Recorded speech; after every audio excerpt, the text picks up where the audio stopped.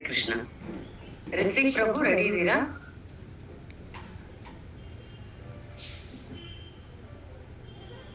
ಹರೇ ಕೃಷ್ಣ ಮಾತಾಜಿ.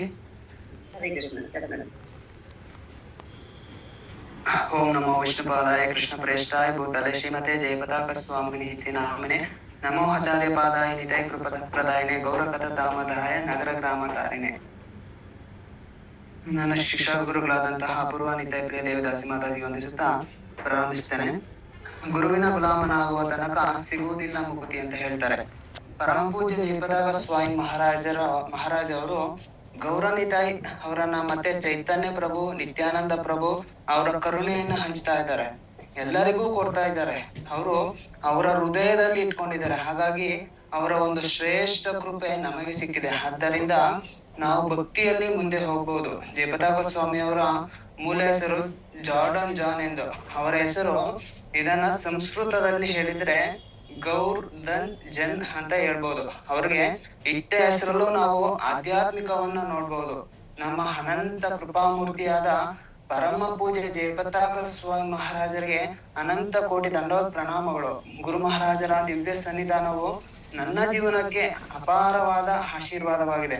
ಅವರ ಕೃಪೆ ಇಲ್ಲದೆ ನಾವು ಕೃಷ್ಣ ಭಕ್ತಿಯ ಮಾರ್ಗವನ್ನು ಅರಿಯಲು ಸಾಧ್ಯವೇ ಇಲ್ಲ. ಅವರ ಪ್ರತಿಯೊಂದು ಉಪದೇಶವು ನಮ್ಮ ಹೃದಯವನ್ನು ಸ್ಪರ್ಶಿಸುತ್ತದೆ, ನಮ್ಮ ಜೀವನವನ್ನ ಆಧ್ಯಾತ್ಮಿಕವಾಗಿ ಪರಿವರ್ತಿಸುತ್ತದೆ. ಗುರು ಮಹಾರಾಜರು ನಮ್ಮ ಜೀವನವನ್ನೇ ಶ್ರೀಲ ಪ್ರಭುಪಾದರ ಮಿಷನ್ಗಾಗಿ ಸಮರ್ಪಿಸಿಕೊಂಡಿದ್ದಾರೆ.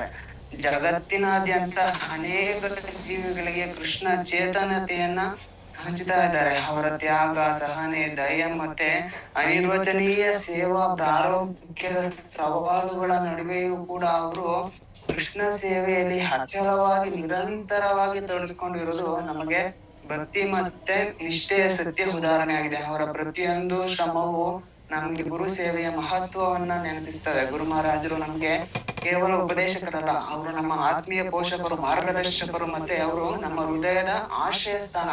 ಅವರ ಚರಣಗಳಲ್ಲಿ ಶರಣಾಗತಿ ಹೊಂದುವುದು ನಮ್ಮ ಜೀವನದ ಅತ್ಯಂತ ದೊಡ್ಡ ಭಾಗ್ಯ. ನಾವು ಯಾವಾಗ್ಲೂ ಅವರ ಆಶೀರ್ವಾದದಲ್ಲಿ ಇರಬೇಕು, ಅವರ ಸೇವೆಯಲ್ಲಿ ತೊಡಗಿಕೊಂಡು ಕೃಷ್ಣ ಭಕ್ತಿಯಲ್ಲಿ ಮುಂದುವರಿಬೇಕು ಎಂದು ಮನಪೂರ್ವಕವಾಗಿ ನಾನು ಪ್ರಾರ್ಥಿಸಿಕೊಳ್ತೇನೆ. ಶ್ರೀ ರಾಧಾಕೃಷ್ಣರ ಚರಣಗಳಲ್ಲಿ ಪ್ರಾರ್ಥನೆ ಮಾಡ್ತೇನೆ. ಗುರು ಮಹಾರಾಜರಿಗೆ ಉತ್ತಮ ಆರೋಗ್ಯ, ದೀರ್ಘಾಯುಷ್ಯ, ಅವರ ದಿವ್ಯ ಸೇವೆಗೆ ಇನ್ನಷ್ಟು ಶಕ್ತಿ ಮತ್ತೆ ಉತ್ಸಾಹ ನಿರಂತರವಾಗಿ ಲಭಿಸಲಿ.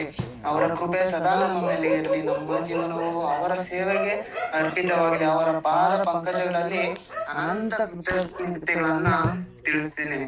ನನಗೆ ಗುರು ಮಹಾರಾಜರ ಬಗ್ಗೆ ನನಗೆ ಗೊತ್ತಿರ್ಲಿಲ್ಲ. ಪ್ರಾರಂಭದಲ್ಲಿ ನನ್ನ ಹತ್ರ ಜಪಮಾಲೆ ಇರ್ಲಿಲ್ಲ. ಫಸ್ಟ್ ನನ್ನ ಹತ್ರ ಆಗ ಆದಿಶಕ್ತಿ ಮಾತಾಜಿ ನನಗೆ ಗುರು ಮಹಾರಾಜರ ಫೋಟೋ ಮುಂದೆ ಇಟ್ಟು ನನ್ಗೆ ಜಪಮಾಲೆಯನ್ನ ಕೊಡ್ತಾರೆ. ಆಗ ನನ್ಗೆ ಅವರು ಯಾರು ಅಂತಾನೆ ಗೊತ್ತಿರ್ಲಿಲ್ಲ.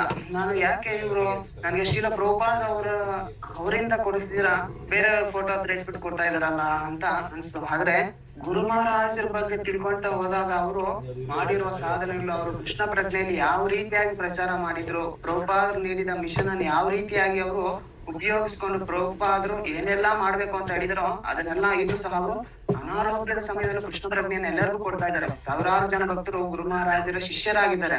ಗುರು ಮಹಾರಾಜರು ಯಾವ ರೀತಿ ನಮಗಾಗಿ, ನಮ್ಮ ಉದ್ಧಾರಕ್ಕಾಗಿ ಅವರು ಸೇವೆ ಮಾಡ್ತಾ ಇದ್ದಾರೆ, ಅದೇ ರೀತಿ ನಾವು ಅವರು ಹಾಕೊಟ್ಟಿರುವಂತಹ ಮಾರ್ಗದಲ್ಲಿ ನಾವು ಹೋಗುವಂತಹ ಅವಕಾಶ ನಮಗೂ ಸಿಕ್ಕಿದೆ. ಅದನ್ನು ಉಪಯೋಗಿಸ್ಕೊಂಡು ನಾವು ಆ ಪಥದಲ್ಲಿ ಮುಂದುವರೆದಾಗ ನಮ್ಗೆ ಕೃಷ್ಣ ಪ್ರೇಮ ಅನ್ನೋದು ಸಿಗುತ್ತೆ.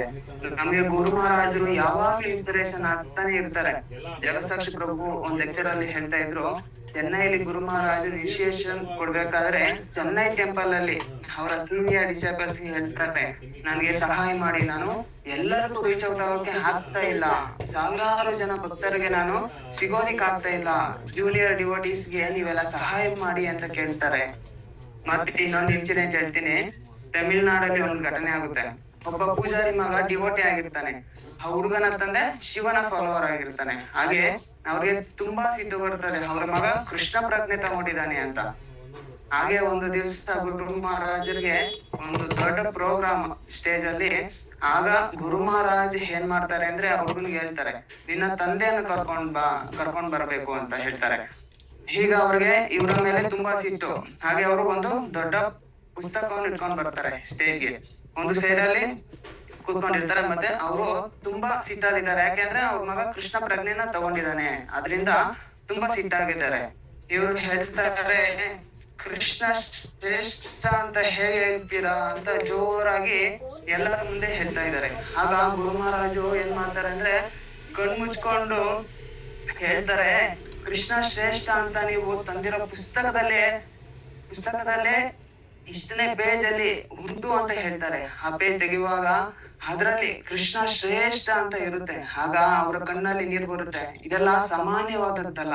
ಅದರಿಂದ ನಾವು ಗುರುಗಳ ಮಾರ್ಗದರ್ಶನದಿಂದ ನಡಿಬೇಕು. ನಾವು ಸಹ ಗುರು ಮಹಾರಾಜನಿಂದ ಗುರು ಆಶ್ರಯ ಮತ್ತೆ ದೀಕ್ಷೆ ತಗೊಳ್ಳೋದಕ್ಕೆ ನಿಮ್ಮ ಎಲ್ಲರ ಆಶೀರ್ವಾದ ಮತ್ತೆ ಪ್ರಾರ್ಥನೆಗಳನ್ನ ನಾನು ಈ ಮೂಲಕ ಎಲ್ಲಾ ಭಕ್ತರಲ್ಲೂ ಕೇಳ್ಕೊಳ್ತಾ ಇದ್ದೀನಿ. ದಯವಿಟ್ಟು ನನಗಾಗಿ ಪ್ರಾರ್ಥಿಸಿ.